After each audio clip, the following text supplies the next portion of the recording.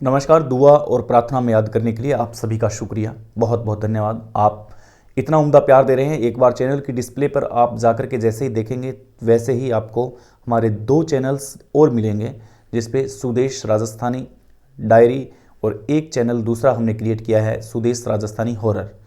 यहाँ पे एक सुदेश राजस्थानी हॉरर चैनल्स पे मेरे एक्सपीरियंस में आपके साथ शेयर करूँगा, क्योंकि मैंने शमशान घाट और मैंने बहुत सी ऐसी डरावनी जगह पर रातें बिताई हैं, वो आपके साथ एक्सपीरियंस साझा करूँगा और आप उस चैनल का भी आनंद उठाएं, लुत्फ़ उठाएं। और अगर आपकी कोई सच्ची कहानी है तो हमें मेल कर सकते हैं, इस नंबर पर व्हाट्सअप कर सकते हैं। आपकी कहानी को भी मैं दुनिया के सामने रखूँगा। चलिए, आज की जो सच्ची घटना है वो शुरू कर रहे हैं हम सीकर से। 22 नवंबर का दिन था, सायं 5 बजे। एक हस्बैंड आता है जिसका नाम है नरेश, और नरेश पुलिस थाने में आकर के कंप्लेन दर्ज करता है कि उसकी बीवी है वो 2 बच्चों को छोड़ करके नकदी और जेवरात लेकर के घर से निकल चुकी है। नरेश की बात में कितनी सच्चाई थी, नरेश की ज़िंदगी कैसे चल रही थी, हम चलते हैं थोड़ा बैक फ्लैश। नरेश और रीना बहुत खुश थे। रीना की उम्र अब 45 वर्ष है। रीना नरेश के साथ बेहद खुश थी। शादी हो गई थी, परिवार का आना जाना था, 2 बच्चे हो चुके थे। बच्चों की परवरिश में रीना और नरेश ने कोई कमी नहीं छोड़ी थी। दोनों आराम से अपनी ज़िंदगी को जी रहे थे। जब नरेश काम से चले जाते तब रीना अपने पड़ोसियों के साथ अच्छी बातें करती। अच्छी बातें करने के साथ साथ उसकी एक छवि बहुत अच्छी थी और पड़ोसियों के अंदर रीना कभी भी लड़ाई झगड़ा नहीं करती थी। हम यूँ मान सकते हैं कि नरेश ने रीना को पाकर के अपनी ज़िंदगी को सफल बना लिया था। लेकिन नरेश को कुछ दिन पहले रीना के व्यवहार में कुछ परिवर्तन लगा।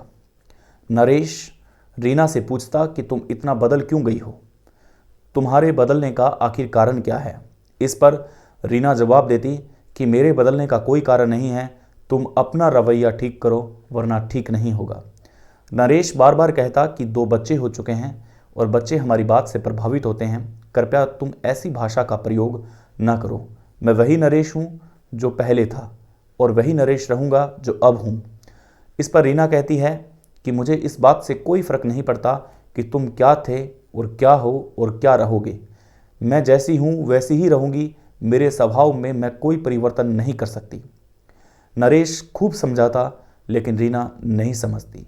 जैसे ही नरेश काम धंधा करके अपने घर आता, वैसे ही रीना के साथ उसकी छोटी मोटी नोक-झोंक होती। अब हर एक पड़ोसी को इस बात का पता चल चुका था कि नरेश और रीना के बीच में अब कुछ बनती नहीं है। रिश्तेदारों तक ये बात पहुंच चुकी थी कि नरेश और रीना अब आपस में लड़ाई झगड़ा करने लगे हैं। यहाँ पर रीना का स्वभाव काफ़ी उग्र था और रीना काफ़ी गर्म स्वभाव की बनती हुई दिखाई दे रही थी। नरेश इस बात को नहीं समझ पा रहा था कि आखिर रीना के साथ क्या हुआ है। लेकिन रीना का अब पता चल रहा है सूत्रों के हवाले से कि एक लड़का विवाहिता को भगा करके ले गया। एक ऐसी भी रिपोर्ट सामने आई। रीना का संपर्क एक लड़के से हो जाता है और वो लड़का ये कहता है कि अब तुम ही मेरी ज़िंदगी हो, तुम ही सब कुछ हो, नरेश को तुम्हें छोड़ना होगा। दोनों प्यार में इतने पागल हो जाते हैं कि रीना अपने 2 बच्चों को भूल जाती है।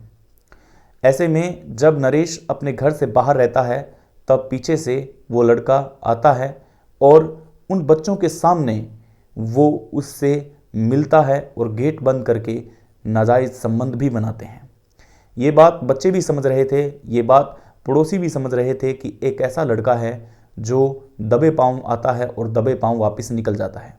लेकिन इस बात की कोई खबर नहीं थी कि आखिर ये कौन है, क्या है, क्योंकि रीना का स्वभाव काफ़ी गर्म हो चुका था। अगर रीना को ये बात कोई कहता तो रीना उल्टा उनके ही पक्ष में नहीं होती, बल्कि उल्टा उनके ही सामने बोलने लग जाती कि तुम्हारी हिम्मत कैसी हुई है ये सब बात करने की। इसलिए सभी डरते थे और सभी डर के अपनी अपनी ज़ुबान को बंद कर लेते थे। नरेश को अब ये शक होने लगा था कि उसके बच्चे भी उससे कुछ दूर भाग रहे हैं, क्योंकि जो भी नवयुवक आ रहा था वो उन बच्चों के लिए चॉकलेट्स लाता, मिठाई लाता और इस बात का गारंटी देता कि कौन आया है कौन नहीं तुम कभी किसी को बताओगे नहीं, मैं रोज़ाना तुम्हारे लिए यूं ही चॉकलेट्स लाता रहूँगा। बच्चों को चॉकलेट से प्यार होता है और बच्चे चॉकलेट खा के मदमस्त रहते और अपने पापा नरेश के पास भी जाने से कतराते थे।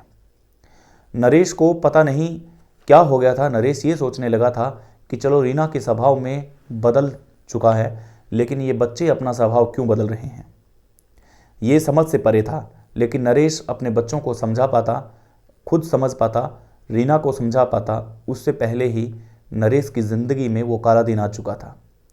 एक दिन रीना सवेरे अपने आशिक को फ़ोन करती है और कहती है कि अब मैं रोज़ की चिक चिक से परेशान हो चुकी हूँ, अब मुझे इस घर में नहीं रहना, मैं बोर हो चुकी हूँ, अब मैं तुम्हारे साथ अपनी बची हुई ज़िंदगी को बिताना चाहती हूँ। इस पर लड़का कहता है कि मैं तुम्हारे साथ पूरा अग्री हूँ और तुम्हारी लाइफ में आने के लिए मैं पूरा राजी हूँ। दोनों प्लानिंग करते हैं और अचानक से वो लड़का वापस कॉल करता है और कहता है कि मेरे पास पैसे नहीं हैं, कृपया करके तुम कुछ पैसों का जुगाड़ कर लो, तुम देख लो कहीं मेरे साथ आओ, और अगर पैसे नहीं हुए तो तुम कहोगे कि तुम्हारे पास तो पैसे है ही नहीं। इस पर रीना कहती है कि तुम पैसे की फिक्र मत करो, मैं पैसे ले आऊँगी। वो अपने घर से 2.5 लाख रुपए कैश लेती है और जितने भी अपने जेवरात होते हैं वो जेवरात लेकर के उस लड़के के साथ बैठ करके निकल जाती है। बच्चों को चॉकलेट का लालच दे करके वो निकल जाती है। बच्चे अपनी चॉकलेट में मस्त थे। नरेश थका हारा नौकरी पैसे वाला आदमी जब अपने घर आता है तब वो बच्चों को देखता है और बच्चे आकर के उसे पहली बार गले मिल रहे हैं। नरेश कुछ समझ नहीं पाया कि आज ये बच्चे गले क्यों मिले हैं, लेकिन बच्चों को काफ़ी समय हो चुका था क्योंकि उनकी मम्मी काफ़ी घंटों से बाहर जा चुकी थी, उनकी मम्मी घर में नहीं लौटी थी, इसलिए बच्चों को अब डर लगने लगा था। नरेश के गले मिल करके बच्चों ने बताया कि मम्मी घर पे नहीं है, काफ़ी समय हो चुका है, मम्मी जा चुकी हैं। नरेश कहता है कि कोई बात नहीं, मम्मी इधर ही गई होगी, मम्मी लौट करके वापस आएगी, तुम चिंता मत करो। नरेश अपने बच्चों को पानी पिलाता है और फिर बैठ जाता है। यकायक उसकी नज़र अंदर वाले कमरे में पड़ती है और देखता है कि सामान का ड्रॉवर खुला हुआ है। तो वो अपने पैसे देखता है, जहाँ पर वो अपने कैश रखता था वहाँ से उसके रखे हुए 2.5 लाख रुपए गायब थे। और अब रीना की उस अलमारी तक पहुँचता है जहाँ पर वो अपने गहने रखा करती थी, वहाँ से वो गहने भी गायब थे। अब नरेश को पूरा शक हो चुका था कि हो ना हो ये रीना किसी के साथ भाग चुकी है, अब बहला फुसला के इसको कोई ना कोई भगा करके ले चुका है। अब थाने में पहुंचता है नरेश और थाने में अपनी एक रपट दर्ज करवाता है मासूम 2 बच्चों के साथ। जब वो थाने की दहलीज को पार करता है तब नरेश का दिल बहुत रोता है। पुलिस इन्वेस्टिगेशन शुरू कर देती है कि आखिर ये कहाँ गई होगी। समाज में कभी भी कुछ भी हो सकता है, इसलिए सतर्क रहें, सावचेत रहें, क्योंकि यहाँ 2 बच्चों वाली कुमाता भी अपने बच्चों को छोड़ के चली जाती है। वो एक बार भी नहीं सोचती कि उसके 2 छोटे छोटे बच्चे हैं और ये नया आशिक तो 4 दिन का है। घर में रखी जो धन था, जेवरात था, वो भी सब चुरा लिया। क्या नरेश का कसूर था? नरेश का सिर्फ इतना कसूर था कि वो सुबह जाता और शाम को आता। बस इतने से कसूर में नरेश को ये भुगतना पड़ा। मिलते हैं एक नए एपिसोड के साथ, तब तक के लिए नमस्कार। बने रहें हमारे साथ, ऐसे ही खौफनाक कहानियों को हम लाते रहेंगे, आप मज़ा लेते रहें। धन्यवाद। रब्बा खैर, शबा खैर, जय हिंद।